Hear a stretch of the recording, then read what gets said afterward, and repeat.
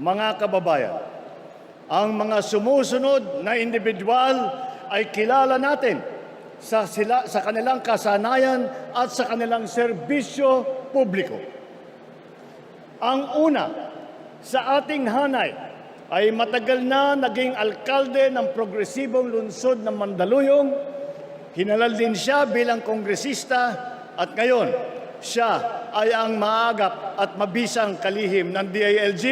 Mga kababayan, ang ating Mr. Gawa, Hindi Salita, Secretary Benher Abalos.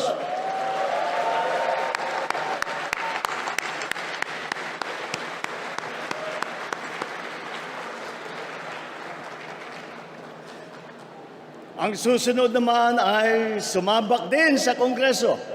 Wala sa pulyeto ang pruweba ng kanyang kagalingan. Nasa lungsod na mahusay niyang pinamamahalaan.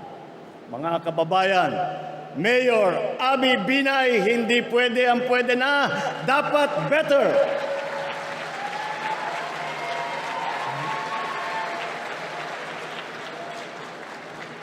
Ang susunod naman po ay kinikilala po natin na kumpanyera.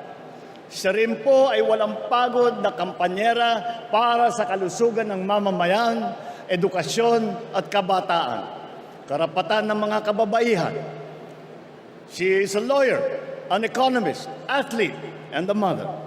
Senator Pia embodies what it means to be a Pinay in action. Mga kababayan, Senator Pia Cayetano.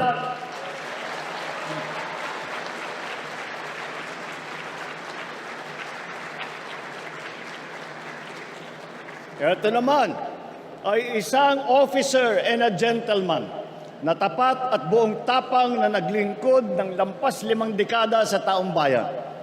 Anuman ang kanyang sasabihin at gagawin, ito ay laging nakaangkla sa motto ng kanyang alma mater: courage, integrity, loyalty. Isa po siya sa tunay na nagsasabuhay sa mensahe ng aking SONA. Ang tama ay paglaban, ang mali ay labanan. What is right must be kept right. What is wrong must be set right. Mga kababayan, Senator Ping Lacson.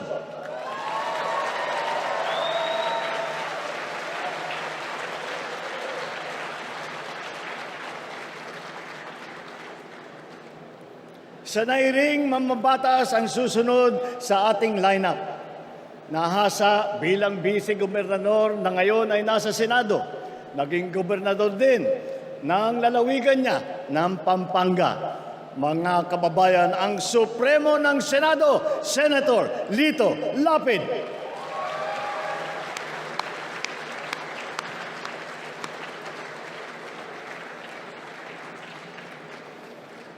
Ang susunod na tagapagtaguyod ng ating bandera ay siya nang yatang pinakamatagal kong kakilala sa hanay na ito. Siya ay walang iba kundi ang aking kapatid, ang aking atay, si Manang Aimee. Nasa dugo na po namin na manilbihan sa kapwa at ang pagmamahal sa bansa. Naging kongresista, gobernador at senador. Sabi rin nila, prangka daw siya. Pero ito ay pagiging prangka sa pagsabi ng totoo at ang pagkikiling sa tama. Sa kanya, sigurado ang kanyang Aimee solution.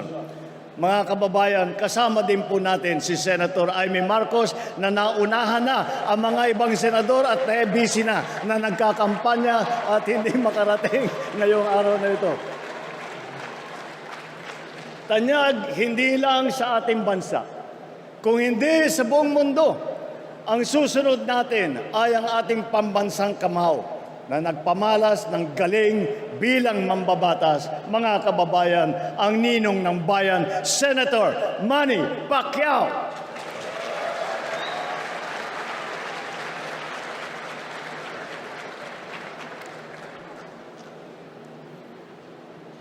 Kilala naman sa marami niyang ginagampanang papel sa iba't ibang larangan.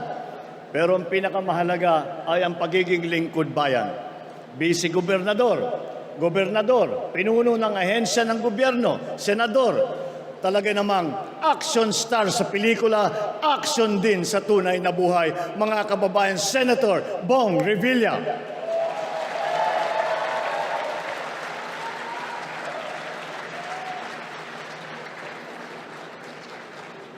Ang ating susunod ay nakapaglingkod ng 24 na taon bilang senador. Kasama natin sa paglalakbay tungo sa maaliwalas na bukas. Mga kababayan, hindi na po nangangailangan ng introduction ang dating Senate President Tito Soto, maaasahan ng pamilyang Pilipino.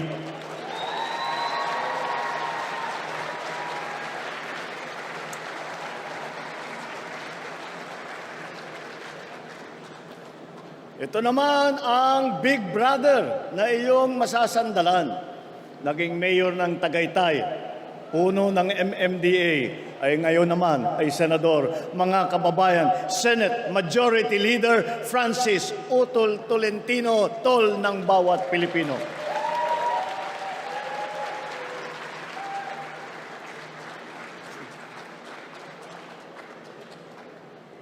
Ang susunod kong ipapakilala sa inyo ay isang public servant na noon ay madalas kong masabihan na ang ama ng saklolo. Kasi ang unang bukang bibig ng mamamayan ay itulfo mo. Nanihilbihan bilang kalihim ng DSWD na ngayon naman ay membro ng Kongreso. Mga kababayan, Congressman Erwin Tulfo kakampi ng inaapi.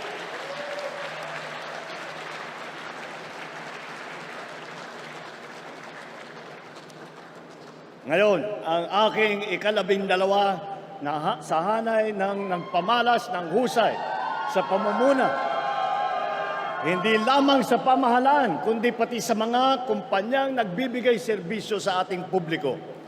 Mga kababayan, Deputy Speaker Camille Villar, ang bagong boses para sa bagong bukas.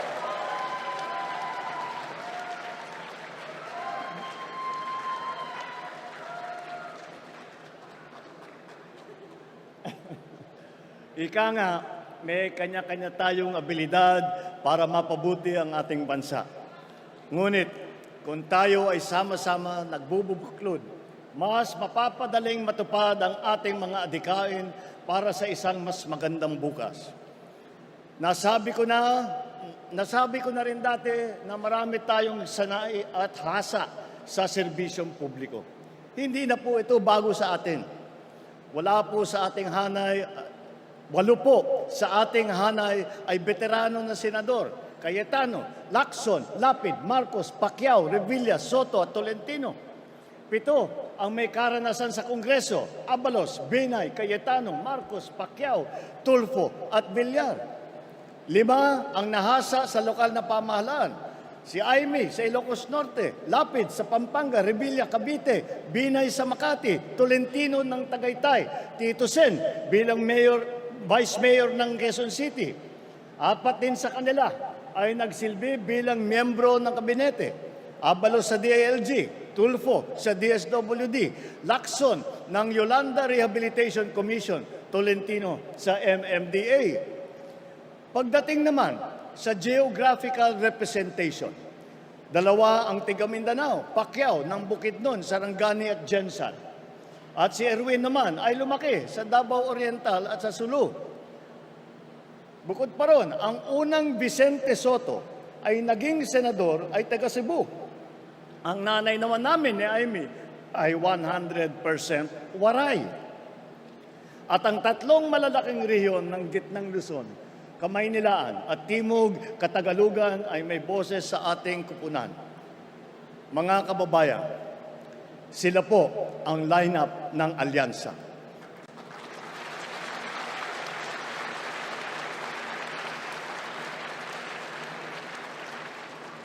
Sa kanilang kalidad at karanasan, mataas ang aking kumpiyansa na sila ay ating magiging katuwang sa ating pagsulong at sa patuloy na pag-unlad ng ating bansa.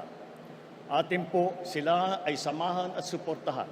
Mabuhay po kayo, mabuhay ang ating lineup, mabuhay ang bagong Pilipinas.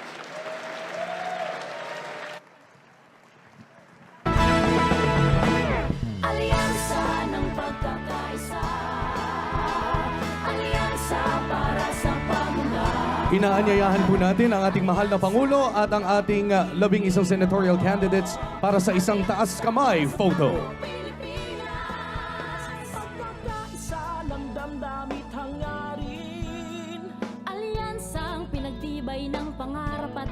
nais. Sinubok ngunit nanatiling tutak hanggang sa tuktok. Alyansang tutulong. Isang taas kamay photo mula sa ating Pangulo at ang ating mga kandidato.